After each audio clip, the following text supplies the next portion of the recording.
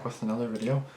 This one is my Nightmare Files. This one is called 3 Spine-Tingling True Abandoned Building Horror Stories. So this one ought to be interesting because, like, I'm not gonna lie, it does kind of seem interesting to, like, explore abandoned places just to, like, see what's inside, but, like, I feel like there's nothing really, like, good that's gonna happen, or, like, nothing really good will come out of it, because, like, hello, it's abandoned, like, you don't know what's in there, who's in there, you know, like, you don't know what you're gonna encounter, which is why it's kind of, like, not the best idea, but I mean, if you want to know for sure what's inside, go inside with a camera just to see, and then you can film whatever it is, you know?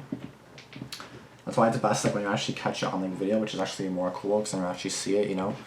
If you see something that no one believes you, it's like, okay, well, it's on film, you know what I mean? So just, like, film everything, because, like, I like to film everything. And, yeah, you know? Like, I love filming a bunch of stuff. Like, videos, obviously, storms I like filming. If I'm, like, vlogging, obviously, I like filming, like, what I'm doing, you know, and that sort of thing. So it's, like, just film everything you do, because, like, you need to. It's 2020, basically, you should film everything at this point. Anyway, so let's not about filming, let's just about abandoning true abandoned building stories. So let's see what happens in these videos. Let's see if there's any red flags. Probably gonna be like 10,000. Let's see. Around one another. And sure, we have both heard that sound. I then stuttered. Did you hear that? Phil nodded twice. So we immediately rushed to the nearest staircase. Of course, sounds or some kind of voice, and it's like that's like the first red flag and saying you should get the fuck out of there. And then it's like you don't, and then it's like you had your warning. That was your warning. And you're not following it. You're not, like, you know. You're not taking the warning seriously, so I don't know, but I was here. Is that what I just saw? I'm still getting wrong. This happened a few weeks ago. I was hanging out with my friend Dustin, and we decided to go explore this creepy old abandoned asylum. It was a huge building, about 3 stories high. We walked past the railroad. We then continued to the old asylum. As we walked to it, I looked up, by a my railroad. heart dropped. Railroad sucks. From the 3rd-story window, I could see someone looking down at me and Justin. I stopped and he asked me what was wrong. I told him to look up in that window on the right. He looked up and saw it too. We continued to stare at it for about a few seconds before whoever or whatever it was moved out of sight. We then were deciding if we should still go in. We settled it. It was just some person trying to buy drugs or something. Drug deals and teens were always in there sneaking. We went past no trespassing signs and explored the first level of the building. It says no trespassing. There was a lot of broken glass and graffiti everywhere. There was this one that said, "I love it when they run." Don't get me wrong, that was kind of creepy, but obviously done as a joke. So we made it up to the 2nd floor and basically the same thing there, except for an old elevator shaft that was cracked slightly open. Sus. Dustin turned his flashlight on and put it in the elevator. We saw a whole lot of electrical junk, some dead birds and animals. If that wasn't freaky enough, we also heard something walking above us on the 3rd story. That's a sign to get the hell out of there. Felt like it was about to explode. Like you see someone inside. I had a bad feeling about this, and I told him we should leave. He said, "Nah, it'll be fine." And he started walking up to the 3rd story. I didn't want to be left alone near the spooky elevator, so I followed behind him. We had our phones out, taking pictures of all kinds of stuff on the previous floors. As we walked up the stairs, I swear we were being followed, and I told Dustin to hurry up. He went upstairs, and I wasn't far behind. What I saw on the 3rd floor of that asylum will haunt me for the rest of my life. There were pentagrams and animals all over the place. It smelled awful up there. There were some rooms in the back of the corner. And there's an animal killer. Keep in mind, this is the floor we saw that thing looking down at us from. We heard what sounded like whispers coming from the middle room. We got our phones out and started taking pictures of it. After I got about 2 or 3 pics, I saw a figure step out of the room. My heart was beating so hard I swear it had come through my chest. It was the same person that was looking from the window. Me and Dustin were freaking out, but we didn't dare move. About 10 seconds of staring, and it started sprinting at us, screaming. I took off in a sprint down the stairs, almost dropping my phone. I ran and jumped out of the 2-story window and landed in some brush. I got up and ran some more before crouching behind some old shed. Then it hit me. Dustin was still in there. I hadn't even noticed him when I ran down the stairs. I texted him and asked him where he was, but it didn't reply. I sat crouched behind that shed for about 3 minutes before I saw Justin sprinting out of that house. I jumped from behind the shed and called his name. He saw me and screamed and run. He looked behind him. Then I looked behind him. He was being chased by two people. Two people. I took off down the road, heading for the railroad. Dustin caught up to me, and we didn't stop until we made it to the tracks. We jumped in a ditch beside the railroad and looked up to see the two people standing at the door of the asylum.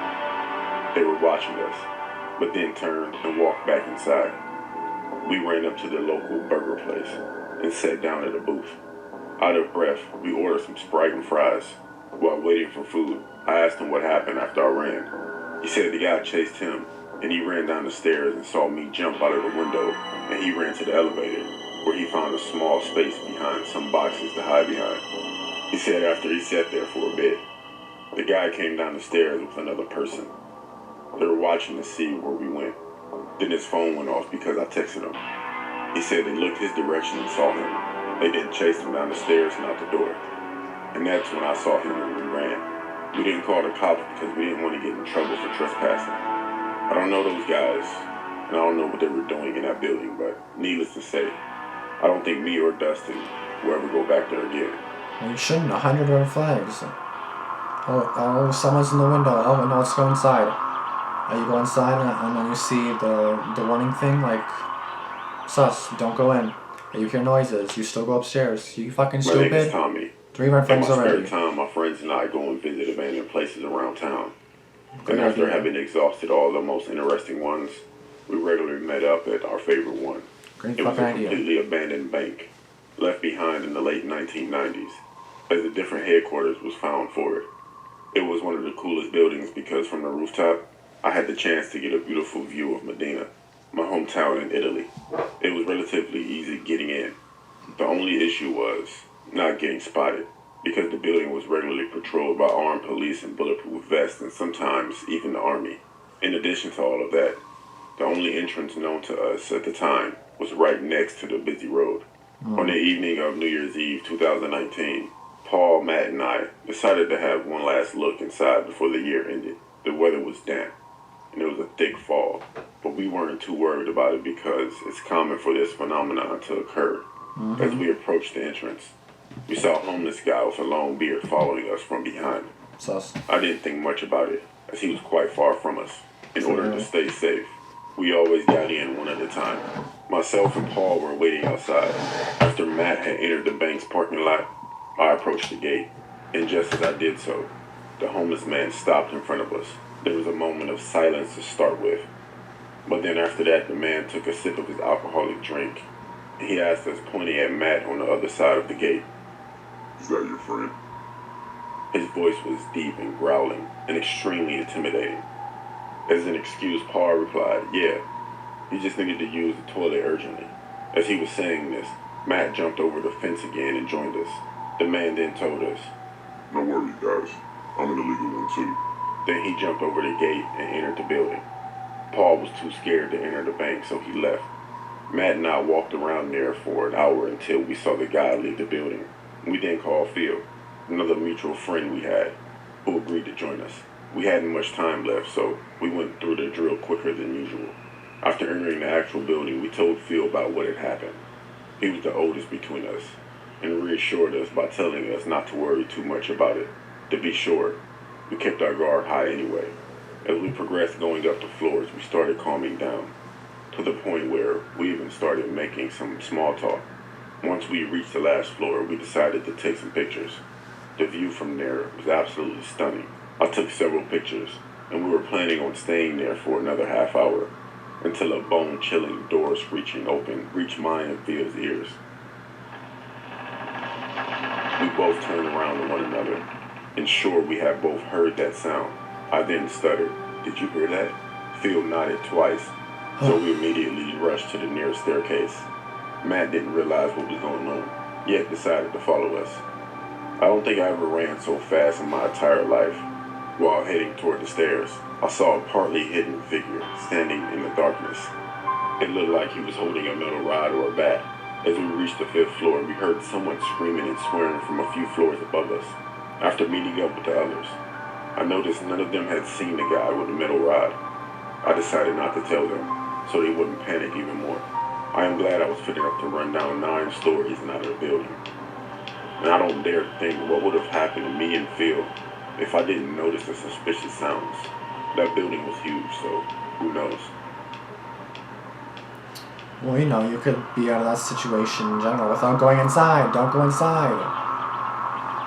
You can avoid that so easily just by not fucking going. Or if I get up to nice view, but fucking go on a not abandoned building and then just take photos from there. Like, duh. 4 or 5 years ago in 2015, I lived in a very tiny town, and it was known for drug activity. Of course it was. I spent most of my time outside as there was nothing really else to do. Of course you did. I was outside with my dog one day when I noticed a few people at what I believe used to be an old auto shop at one point, but clearly had been abandoned for a long time.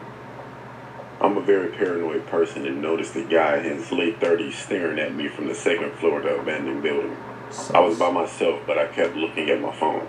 This place was across the street from my house, and from the time I looked away, he ran out of the building and had moved to the end of my driveway. He was now at our mailbox just staring me down. At this point, I was a very shy teenager and hated confrontation, let alone talking. So I just tried to ignore him until he started saying something to me. I didn't hear him the first time and really wanted him to go away. At this point, I had picked up my dog and began walking away, but he called after me and moved up to our driveway even more. Me being the nice person, I turned around and said, "Excuse me." He almost seemed a bit slow, honestly. I remember him asking me my name and my age. Me being naive, I told him Sky, and I'm 15. Not gonna lie, he was very creepy and a lot bigger than me. I was dreading the conversation and was trying to keep the distance between us until he asked me if I wanted to hook up and go to his house. I'm good. That's when my heart dropped and I got absolutely terrified. I made an excuse not knowing what to say, and I told him I had plans and immediately went back inside. I shut the door, my heart was still pounding. Yeah, now he knows My you're mom alive. walked in, seeing the fear in my face, and asked me what was wrong. I told her, and she asked me a few questions about what he looked like because she was ready to call the cops. I broke down crying because I wasn't paying attention during the conversation. That made my mom angry as she grabbed the bat and took off outside. This man was halfway down the street by the time I told her, and she loudly said, "Stay away from my daughter." I didn't go outside by myself for the next 2 weeks. I was too paranoid. This man gave me an awful feeling, and I can only imagine how awful this could have been. I mean, I lied and told him that I was 15, and he still asked me to hook up. That, and him wanting me to go to his house alone, only means he was a creep trying to prey on young girls. I'm now 22, and still only 100 pounds, but no one will mess with me. I've grown a voice and will kindly tell anyone off. I'm still a very nice person, but I take my safety seriously. Good. Okay, so at first I was kind of surprised because I didn't know what this last one was going to be, but okay, this girl did good. I mean, she obviously didn't like really go with him. She obviously knew not to do that. She still talked to him, which I mean, I guess I can't really blame her for that, just because like, what else are you really gonna do?